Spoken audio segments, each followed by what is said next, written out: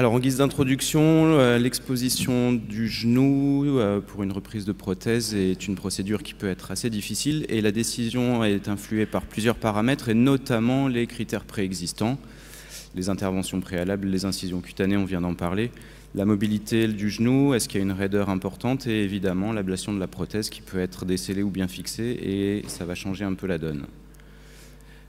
Pour ça, le primum movens, c'est d'anticiper. Et pour ça, il faut bien avoir à disposition le compte-rendu opératoire.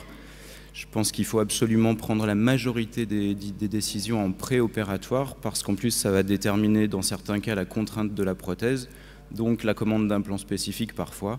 Ça peut aussi modifier les consignes post-opératoires, et c'est important d'en discuter avec le patient pour l'informer justement des suites.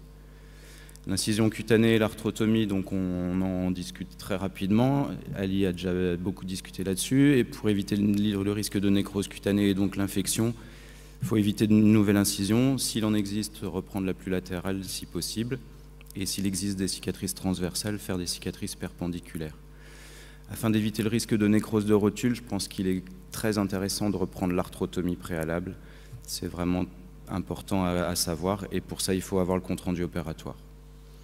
L'exposition profonde du genou, l'idée c'est de pouvoir avoir une flexion péropératoire de 90 degrés, de pouvoir éverser la rotule, de préserver à tout prix le système extenseur.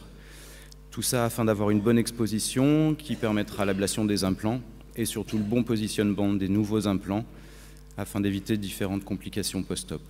Et pour ça, on a différents artifices techniques avec des techniques d'exposition plutôt proximale, distale ou parfois combinées. Heureusement, dans la plupart des cas, on peut reprendre une arthrotomie parapatellaire médiale qui permet de luxer dans un premier temps la rotule sans pouvoir forcément l'éverser et permettre l'ablation du fémur, ce qui permet dans ce cas-là, dans la majorité des cas, d'éverser plus facilement la rotule, de pouvoir travailler et enfin de retirer le tibia.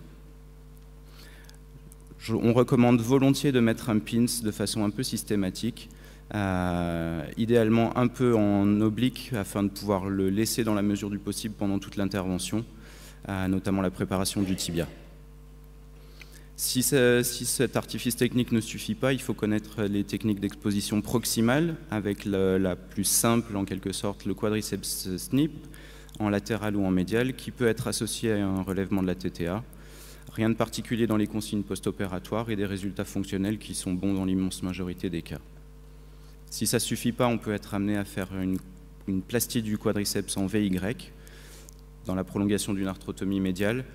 Dans la mesure du possible, il faut éviter des techniques combinées. Les suites post-opératoires nécessitent une flexion limitée à 90 degrés, un appui partiel dans la plupart des cas pendant 45 jours.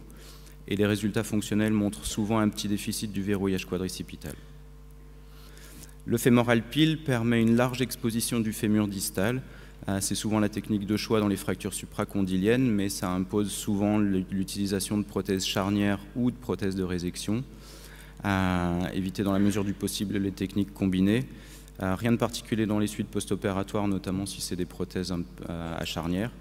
Les résultats fonctionnels sont bons dans la mesure où c'est des prothèses un peu contraintes. Et bien avoir à l'esprit que le risque principal, c'est la nécrose du fémur distal. L'ostéotomie de l'épicondyle médial, décrite par Eng, dans une arthrotomie médiale, permet plus facilement l'éversion latérale de la rotule. Éviter des techniques combinées. Les suites post-opératoires nécessitent une limitation de la flexion à 90 degrés et une attelle de protection pendant 6 semaines. Les techniques d'exposition distale, l'AAV a décrit le banana peel dans la prolongation d'une arthrotomie médiale. Ça consiste en un dépériostage du tendon rotulien qui peut être combiné à un quad snip. Il vaut mieux éviter ce type de technique quand l'appareil extenseur est très fragile, pellucide, notamment chez les patients âgés ou en cas de chirurgie multiple. L'ostéotomie de la tubérosité tibiale antérieure, connue depuis longtemps, qui nécessite une technique bien rigoureuse. Elle est particulièrement indiquée dans certains cas, notamment en cas de rotule basse, dans une reprise d'arthrotomie latérale, dans certains cas de raideur, et elle peut être nécessaire pour enlever un implant tibial qui tient bien en faisant une véritable tibiotomie. Ce qui est primordial, c'est d'avoir une synthèse stable par vis, cerclage. Souvent, il est intéressant de ponter le foyer d'ostéotomie par une quille tibiale longue. Les techniques combinées sont parfois nécessaires, mais vaut mieux éviter tout de même. Les consignes post-opératoires sont classiques et connues, flexion limitée à 90 degrés avec une attelle pendant 6 semaines. Les résultats fonctionnels sont bons si la tubérosité consolide correctement. Et il faut bien avoir à l'esprit qu'il y a quand même des risques de pseudarthrose, de migration, de nécrose ou de fracture. Et enfin, les techniques combinées, a priori, si nécessaire, à anticiper dans la mesure du possible. Je vous remercie.